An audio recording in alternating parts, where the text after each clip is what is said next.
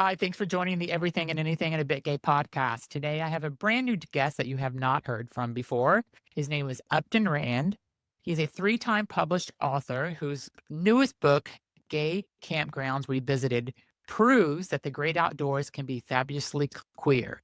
So, Upton is a creative force behind a gay-owned small business, gaymensfieldguide.com. I will put this in the description of the podcast, so be sure to visit the website where he has weekly blogs that he pairs storytelling with practical tips, custom teas, signed books, and keeps campfire spirit alive along after the trip. He writes the books he wished he'd had during his own journey of self-discovery, and we're going to talk about that today. And Upton turns lived experiences into roadmaps that empower LGBTQ adventurers everywhere. So welcome to the show, Upton. Hey, thanks for having me. I really appreciate it. So happy to be here. Yeah, so you have a really interesting story about how you went through some times in your life that were a little low, and then some you found who you were in a lot of ways. So why don't you start off and tell me about your marriage? Is that the best place to start, or do we need to go even before that? Let's jump back to 2015.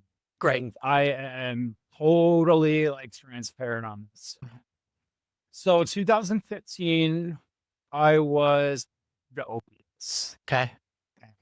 like really bad. I had tried rehab a few times, like in and out, and it just was nothing took. And then I ended up getting sober.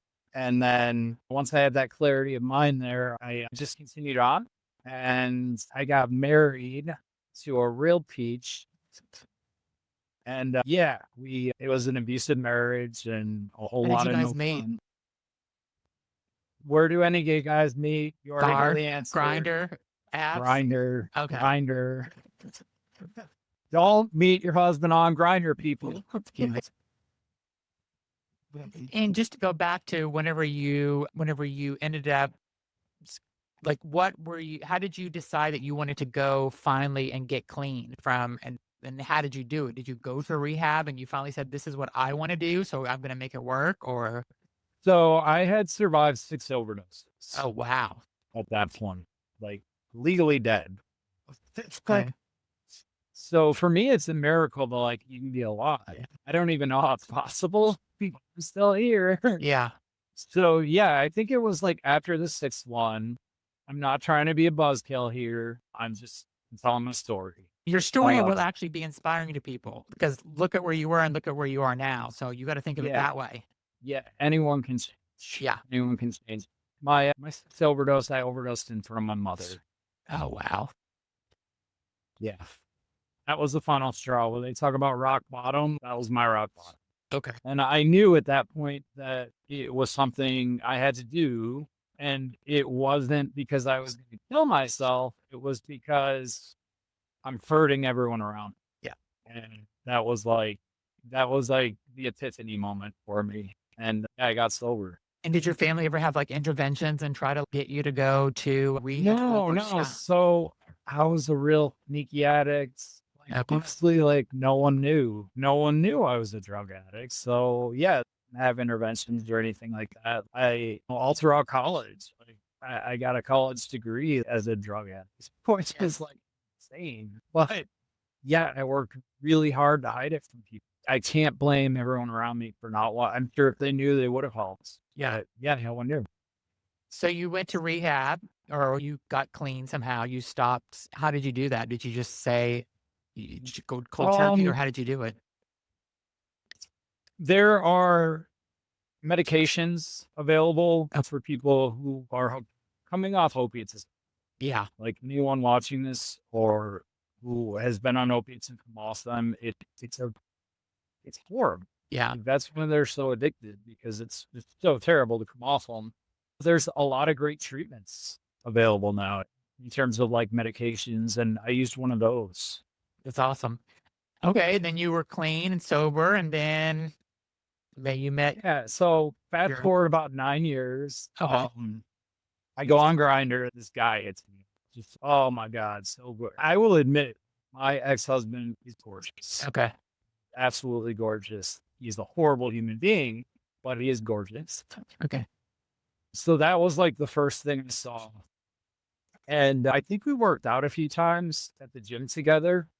And yeah, it was weird. It was like you have those like relationships where it's like unspoken. You start spending more. And then one day you wake up and you're like, oh my God, it's my boyfriend. Yeah.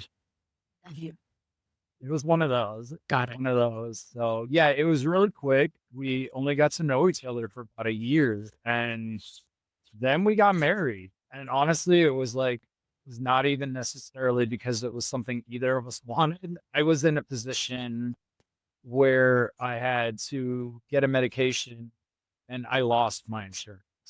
So I needed this medication. So it was a health insurance Yeah. situation. But once we were in it, we're like, okay, we're married now. And that's like when stuff started to go sideways. And were you living together before you got married, or you got married then lived together? No, we was another bad. I don't do that either. Yeah. Yeah, there's something about living with someone that like really like accelerates the good and the bad. Yeah. You get to know someone on a really like full level, like really quick when for living. Yeah. So I was like probably like a month into this. And this is like something that I'm like still working through in therapy, the marital rape. I don't know if you've heard of that. I haven't. What is so- that? So the marital rape is when you're raped it's by your spouse. It's Really? unconsensual sex by your yeah. Yeah. So that was pretty much my life for a solid year. It was awful. So why was he like this? Did he have any substance or alcohol addiction or anything, or was it just who he was? I have a lot of theories, but I have zero. Okay. This is just who he is. And once I broke free, I think the only reason I stayed as long as I did was fear. There was like fear there, like you're like, oh my God, I can't do better. Like I would look at him and the guy's gorgeous. Oh my God. Well, after about 6 months, I was like, yeah, he's gorgeous. Ooh, can I curse? Oh yeah. Okay. Say whatever you want. I was like, he's gorgeous, but who gives a fuck? He's horrible. Yeah. And yeah, it was like about once a week, he would like have a little like rampage where he would just get really mad about something. And I remember the last one, he made a comment. He was like, I'm just going to pack my shit up and go. And something just snapped in my mind. And I was like, go, pack it up and get the fuck out. Yeah. And he did. He did. And then we came back. He didn't just leave me. He stopped paying all the bills. So I was on my own. And he made a lot more money than I did. He was a computer programmer. And I was drowning. And we both knew we needed a divorce. And we agreed to handle it like the two of us. Yeah. But he knew like I didn't have the resources he did. So yeah, he hired an attorney. And What was the purpose? Did he want something from you to is that why he hired an attorney, or he just wanted to make it more difficult? I think he was just being an asshole. He was being an asshole. I hired ChatGPT as my attorney first. Yeah. And it did the job. Oh man, I must have pissed his attorney off. I like burnt through his retainer in 2 days with ChatGPT. Wow. If you're getting a divorce and cannot afford a divorce attorney, ChatGPT. Okay. I have one of my good friends is actually getting a divorce, There you go. and I There will you I go. will pass this on to him tonight. It was so petty. It was so petty. I mean, because I knew like every motion I filed had to get reviewed by an attorney, and it like ate into his retainer. So I did. I just intentionally just flooded him with motions and burnt through his retainer like instantly. And then at the end of it, we were like fighting for 8 months. I'm like, why am I fighting with this guy still? What the fuck is this? I got what I wanted. Like, you can have everything. I have a dog. I was like, I'm taking the dog. Yeah. But yeah, I was like, I don't need like any of this at all. Like, I can go get it again. Yeah. So yeah, we made peace with it, and we're on our own, dog and I. And yeah, Did you ever have almost a relapse during this time? Because it's super stressful getting a divorce. Did you ever like almost no, that's no, awesome. it was so tricky too because there were so many like moments where I could have. It was like it rained shit on me for 3 months. Like Yeah. I broke my shoulder, which sucks as an opiate addict Yeah. because I can't take painkillers. So that was that was the discussion I had to have with my doctor. She came into the room and she knows I'm an addict. And she was like, we need to get this pain under control because they had to split the bone. And I told them I didn't want anesthesia. Um, and I was like, no, we don't have to, you have to get it under control. Yeah. I just need to sit here while you set this bone and like deal with me screaming. And yeah, they ended up like setting my broken shoulder without like painkillers just because like I was so scared don't do it again. And that was like while I was going through the divorce too. If there I feel like if there was gonna be a relapse moment, It like would have that been would have then. been Yeah. Yeah. That's awesome. Good. Congratulations for that. Or good job for not thanks. getting back I in. appreciate it. Yeah. So you finalize your divorce. You're on your own. Like you said, he was the breadwinner, and you're like, what am I going to do? And Yeah. Gary, because how did you decide you were going to create this brand? so I like he was very like controlling. He didn't want me to have gay friends, Oh, which is really? big for me. Yeah, which is big for me. I grew up in a really liberal household. I've always had it's like it was just it was an abusive marriage. So I got out of it and I was completely alone. I had zero friends. I had Max. That was it. Yeah. And believe me, I was grateful to have him. Yeah. But yeah, I needed to get out there and make friends. And I'm like, I'm not good with that to begin with. So I was like, well, what do I do? Like, where do like gay adults go who are sober to make friends after a divorce? Where's the meetup group for that? Yeah. And then I realized, oh yeah, that would just be me and the meetup group alone. Yeah. But yeah, I was like looking and I couldn't find the answers I wanted. I was like, you know what? I'm gonna do a little experiment and I'm gonna write about it because if I'm going through this, other people are probably going through this too. And I wrote my first book, Urban Adventures, and like the whole thing I did in that one was I picked like 10 spots that are in any city. The dog park was one. I did coffee shops. I even did a chapter on a and all of these places I went to with one goal. And the one goal was, could I make a friend? Okay. That was it. And were you able to do that at all 10 spots? Yes. That's awesome. Yeah. I made even at the bathhouse.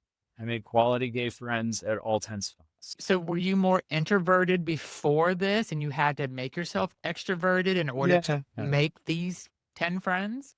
Yeah, I think there was like something that came with it because I was writing it as I was doing it, somehow easy because it will, in like my mind, I was like, okay, this is lower risk for me because even if they say no, I can write it. And somehow that made it easy. And are you still friends with all 10 of them? Yeah. That's awesome. Yeah. It's a really weird mix of people. Yeah. And it's crazy what happens when you do that, when you just scatter yourself all over a city and just start making friends in random places. Like some of them, one of them's an executive at a Fortune 500 company. The other one hosts nude game days. Okay. I share about on my blog. And yeah, another one's a yoga instructor. So it's just a huge variety of people, which is so cool because I went from like having nothing to like having everything. Yeah, that's awesome. And do you ever get all of them together? Have you ever got all 10 together at the same time? No, and I know I should. That's such a good idea. That's such a good idea. Do you have a big birthday coming up? Like you could have like, a big party or something just to have them all together. It'd be interesting to see like what their mix would be. Yeah, like the group dynamic with all those different personality types. Exactly. Yeah, I think it would be cool. I don't know. I could see a few disagreements. Could be answered. Someone bring the camcorder. Yeah, exactly. It could be a little documentary, actually. I've never even considered that. That's such a cool idea. You should Love that. totally do it. It would be, Yeah. I think I might. I think I might do a blog post on it. I'll give you credit. okay, sounds good. Yeah. So tell me a little bit about you. You wrote this. You met these 10 people. You wrote about it, and you have camping as part of how you're meeting people. I know there's a bilingual piece to this. So talk to me about how all that came together. How all that tied in. Okay. Yes. Oh, yeah. No, totally. I had really good luck with Urban Adventures. I made 10 great friends. That was everything I could have hoped for. I got it published. I wasn't like John Grisham. I'm still not, but Yeah. world.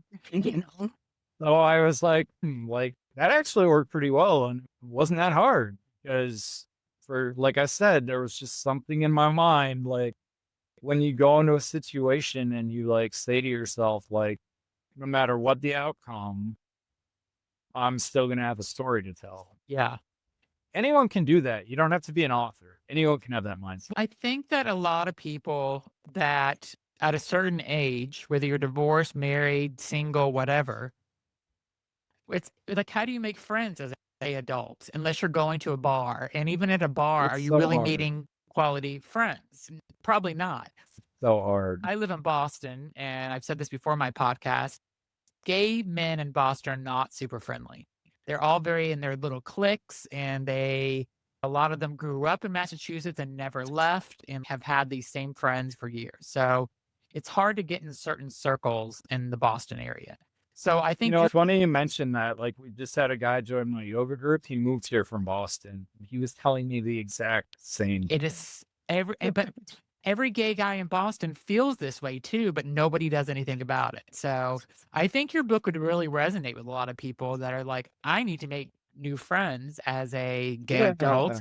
I And almost feel like sad. Even I felt sad for myself even saying it, but then I was like, no, like this is like not a me. This is everyone. No one really. It doesn't matter how social you are. Like we just fall into this groove of like more Yeah. and yeah, anyone can do this. And now with people not going into the office, that was where I met a lot of friends when I moved to Boston Yeah, from New York. Now that I'm working from home, it's me. even more limiting. It's more limited. Yeah. There's no happy hours. There's no group dinners. I have to travel for work, and that's when I get that socialization. But it's not like I'm meeting new people in the office. I meet new people every day on my Zoom calls, but I'm not.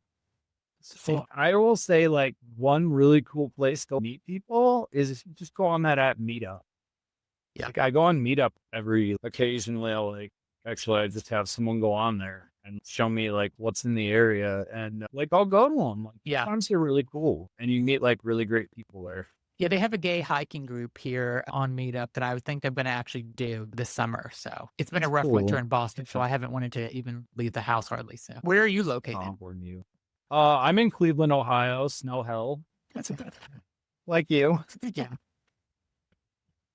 And what's the gay scene like though? Is there a pretty big gay population in Cleveland, or is it It's limited? weird. It's not limited. I don't know. It's not Boys Town, but Yeah.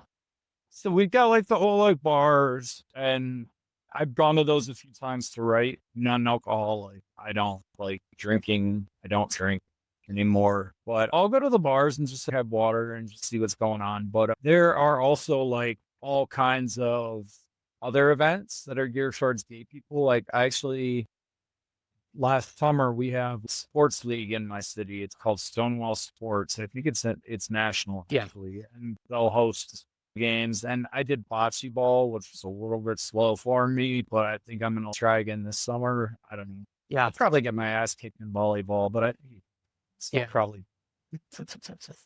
So how did you get into the campground piece? Like, how did you end up developing Well, that? I like the format of the first book. It works. They weren't all gold. By the way, don't go to a laundromat and try to meet gay people. I did that, and that ended up on the cutting room floor. A great place to meet guys. I was like, Was it a negative experience, or you just didn't meet anybody? no, I just didn't meet anyone. Yeah. I just didn't meet anyone. Okay. I was like, this is cool. Like, this worked out. And I was like, where else could I go? And ever since I was in my 20s, everyone like told me, like, go to a gay campground, go to a Yeah. campground. And I guess I was always scared. And I just was like, okay, I did it in a city. I didn't know anything. I didn't know any. Why can't I do it again in another a gay campground? So that's the idea behind gay campgrounds. The filter hates it, but yeah, and it's the same format. I go to a campground, picked out, I think it was 8 spots in this book where you could go inside a gay campground. The pool, for example, every gay campground has a pool. So there's a chapter dedicated to that. And then every gay campground has like an events calendar. So one of the chapters is dedicated to meeting people at events. And I fill it up with just interesting stories. Like the last event I went to was the Leather Weekends. I got surrounded by like pack pups, if you're familiar Yeah, with that I know what scene. pups are. Yep. Yeah. So they surrounded me. They had these dog masks on, these old Yeah. masks. And then they just start howling at me. And I'm like, what is happening? Am I in the Twilight Zone right now? I don't But it understand. wasn't until after I learned that was like a thing. That's the thing they do. Okay, is it and it's a thing of affection? Is that what it is? Because I don't understand the Yeah, pop culture yeah. yet. I didn't either. I still don't. I did ask about that. I think it's just like a hello thing. Okay, that's awesome. Yeah. It's like they're just very deep into character. I don't want Yeah. I actually want to do a podcast episode on that and furries, and there's all these subcultures that I want to do. Oh my God, it's huge. It's huge. And we actually have a huge convention in Cleveland. I don't know what you're doing on the 19th of April, but it's called SLAW. It's Cleveland Leather Awareness Week. And it's basically like it covers leather, but like a 4-day convention just like dedicated to like kinks and stuff. Wow, that would be great podcast material. No, I actually went to one. Okay, It was just one campground. Yeah. and there was different things happening that week or that weekend. No, those were just like places that anyone can find, like in any campground, like to go and meet. Those are Okay, just general amenities that I see. Yeah, so they're sort of like, yeah, they're like coffee shops. Got In it. the first. So I don't know if you've ever heard. So I don't know. Years over a decade ago, there's a gay camp that's in Maine. Have you ever heard of it? Yeah, actually, the guy who run my yoga group was telling me about that. Yeah, so it's called Camp, and I went a Yeah. long time ago, and I went with my husband and my best friend, and we went. It wasn't necessarily for me at that point in my life. It wasn't for me. I might be more into it now because I'm just a different person than I was then. But Yeah. I think it was super rustic. I think that's why it was more rustic than Oh I. my gosh. You should see some of these new ones. They actually have ones popping up that are like specifically to like cater for and stuff like Yeah. that. Yeah, they look real comfy. Yeah, and I don't need glamping. I just need like a toilet that's not falling over and I stuff. get it. Yeah. Not judging. I hated it because I didn't have Wi-Fi and I was freaking. I didn't have Wi-Fi either or cell reception, and it was tough. It was a tough Yeah, 5 days. it is. It really is. And the other thing about camp, which I'm not bashing, and I think anybody should definitely try it if you're into camping, but there's a lot of people that come around from the country, different parts of the country where there's no gay culture. So they're getting their bit of gay culture in these 5 or 6 days that you're in camp. And that's the only time they have no gay friends where they live because there is no gay Oh. culture. So they could be living in the middle of Arkansas where it's super homophobic and they're in the closet or whatever. And they're coming to be their true selves during that period of time. And I was living in New York City at the time, which was the mecca of gay people. So I didn't understand where they were coming from. Yeah. Yeah. No, I get that. Makes sense. And so tell me about the bilingual piece. Like, how did the bilingual piece fall into this? And I want to hear about AI as well. I don't know. Did you read my website or something? I did a little bit of investigation. Yeah. Okay. All right. So I write in my blog, I write in 3 different languages, actually. Just to make it accessible to as many people who need it as possible. Okay. And then from there, I will rewrite it in Spanish and I translate the idioms and cultural references so it reads well in Spanish. And then the third one, which I don't know if you can call this a language, I do. I use coding and I adapt my pages so they are accessible to people who are blind. Oh, They're that's accessible awesome. for screen readers. So That is yeah, amazing. yeah, yeah, it's pretty cool. Like the one thing when I made that decision, I was just picturing how isolating like that must be, especially online. You got all the, and I went and looked. Well, I looked at all that. No one really does it. So it was like that would be really cool if there was a blind person and they were like Googling how to come out and they were getting read back all these like bare bones responses and then giving field guides there and like they get the full experience. I wrote like descriptions for all the images, so the images are described to them. That is so amazing. I have another podcast where I do 10 minutes or less of LGBTQ plus news every week. And Mhm. the news has been so depressing lately. I stopped doing it for 3 weeks. Yeah. And a guy wrote me, DM me and said, "Hey, what happened to your news?" And I'm like, and I said, he goes, "Oh, I listened to it because I'm blind." And I started doing it again, literally because of this Good. guy.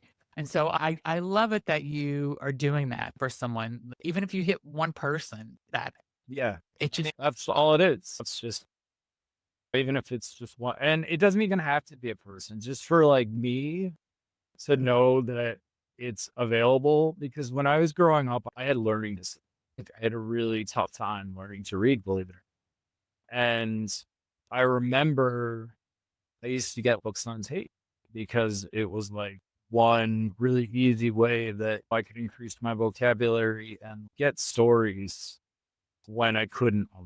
yes. So I just think that's really important. Return that.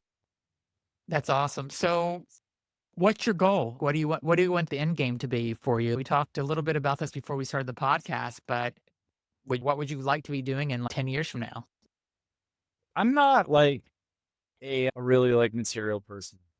Like all I want is like my dog and like an RV and like freedom. Yeah, cool. Anything else that comes is just icing on the cake. Yeah. Any future books that you're thinking of putting out there or that you're in the middle of creating? Yeah, so I'm actually halfway through my fourth book right now. It's called Emerging Traits, and it is about artificial intelligence, techno thriller, and that is going to be out. If Awesome. everything goes well with the editing. So what is your thoughts on AI? Do you think it is going to take over the world like everybody says, or do you think it's just going to make things easier?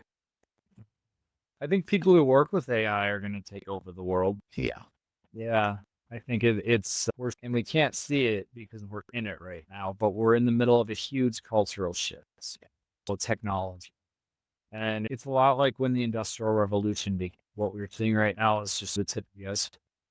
My AI, Ember, that I built for our business, she does all of our cybersecurity. And she's like my assistant. She actually helped me file my LLC paper 2 weeks ago. Well, not two. It was like 3 months ago now. It Yeah. feels like 2 weeks. Yeah. But yeah, I don't know. I could never do that on my own.